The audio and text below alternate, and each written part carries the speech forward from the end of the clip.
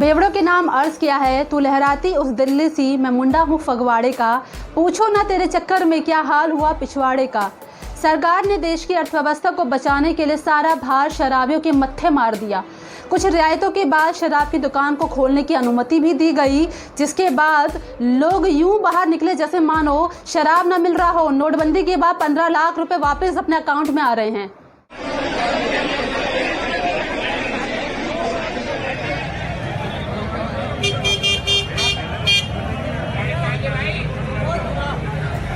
Lockdown 3 शुरू होने के साथ ही शराब की दुकान को खोलने की अनुमति भी मिल गई, जिसके बाद लोग सोशल डिस्टेंसिंग का पालन करना भूल गए।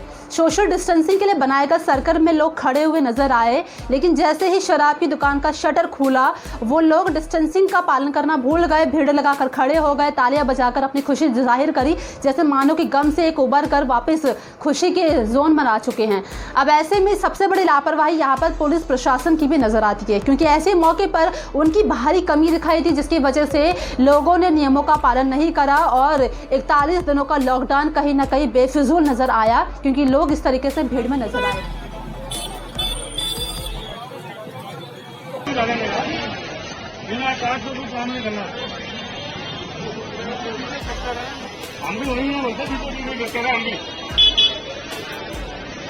भारत में कुल 736 जिलों में से 300 से अधिक ग्रीन जोन में आते हैं, 100 से अधिक रेड जोन में आते हैं और बाकी बचे ऑरेंज जोन में आते हैं। ये आंकड़े बताते हैं कि भारत की 133 करोड़ की जनसंख्या ने किस तरीके से लॉकडाउन के दौरान अपना संयम बरता हुआ है। 41 दिनों से घरों के अंदर बैठे भारत के लोगों के सब्र का बांध जब टूटा तो 3 से 4 किलोमीटर की लंबी लाइन तपतपाती गर्मी में वो शराब की दुकानों में खड़े नजर आए।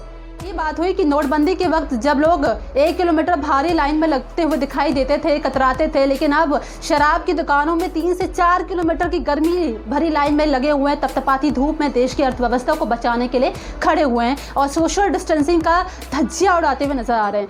खैर, शराब पीना ना पीना ये हमारा मौलिक अधिकार है, हमारी पसंद नापसंद है, लेकिन हमारा सबसे बड़ा अधिकार और सबसे बड़ा कर्तव्य है कि जब देश इतनी बड़ी महामारी से जूझ रहा है तो ये हमारा कर्तव्य हो जाता है कि हम सार्वजनिक स्थानों पर सैनिटाइजर और मास्क का इस्तेमाल करें और सबसे ज़रूरी सोशल डिस्टेंस का फॉलो करें। लगातार PM Narendra Modi social distance को लेकर बार बार अपनी बात रखता है, लेकिन उसके बावजूद लोग कहीं ना कहीं धज्जियां उड़ाते हुए दिखाई दिए हैं।